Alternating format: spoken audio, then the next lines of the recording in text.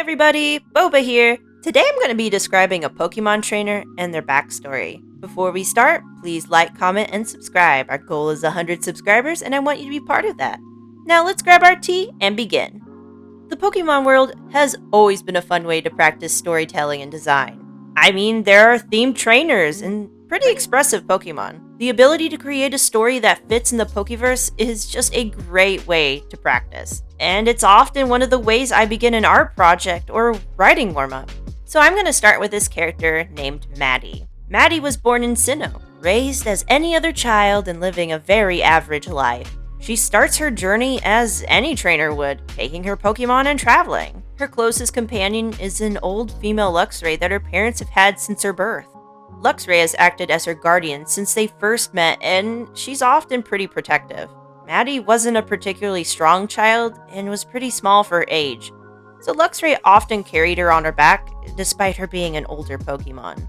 For Maddie, being born in Sinnoh has caused her to become enthralled with the ruins of Arceus. It was her first time realizing that there was something more powerful than the Pokemon she'd always knew. Though it was a frightening thought, she was also curious and amazed.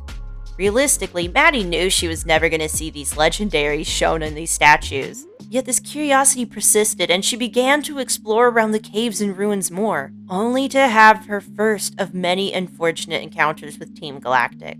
Many battles she won, and many battles she lost, being driven out of the area entirely by the end. This left a bitter taste in her mouth, as she realized for the first time that people could be so shamelessly cruel. As a way to spite them for their search for legendaries, she went off to see her own. There was no way she could catch one, but she wanted to know that she had seen one and these scummy people had not. Needless to say, she's a little bit petty.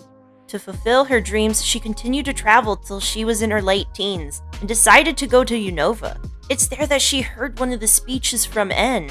Her mind was changed about everything she thought she knew.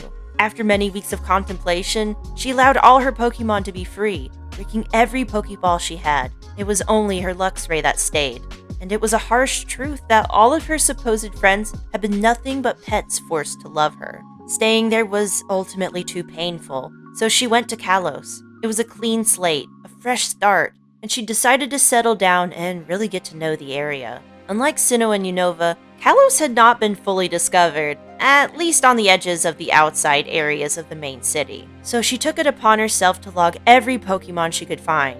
By this point, she was all too aware of the schemes of people, and instead of using a Pokédex, she took to writing her interactions in a book. Yet traveling here was hard and rough on both her and her beloved Luxray.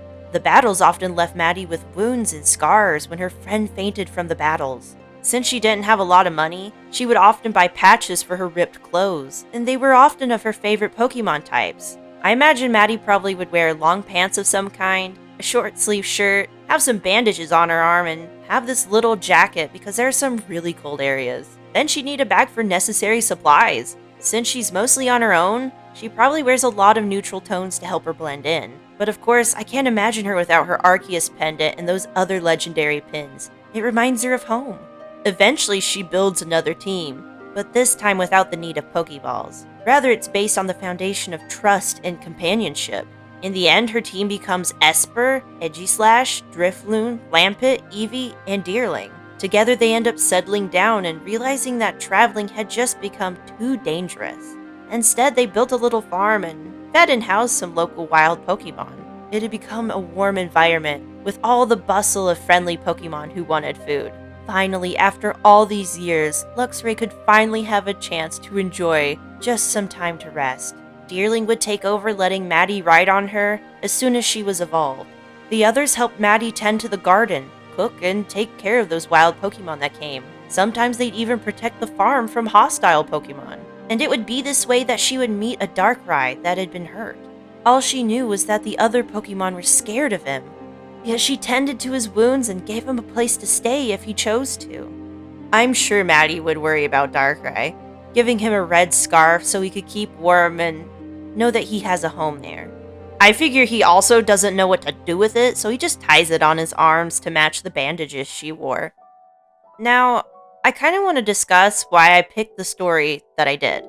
I love when stories of characters are more complex. Actions have consequences, and I want to be fairly realistic. Luxray stayed because that was all she'd known, and she couldn't leave the little girl she watched grow up. But even she knew she couldn't do it forever. She was getting old. Maddie couldn't bring herself to catch Pokemon because it was presented that Pokemon is forcing them to love you.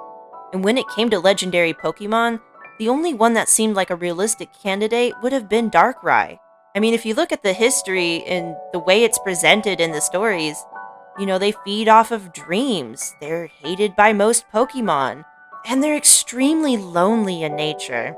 Him heading to a farm because he's just hurt and doesn't have anywhere else to go and there's food there, it would make the most sense. And meeting someone who doesn't immediately turn him away would probably soothe some of that lonely nature of his. But this is just how I'd interpret the story. I think it was a really fun activity. And so that's going to be all for me. Don't forget to comment below. I would actually love to hear you guys write your own stories for characters. Let's have a discussion. It'd be pretty fun. And as for now, I'll see you in the next one. Goodbye.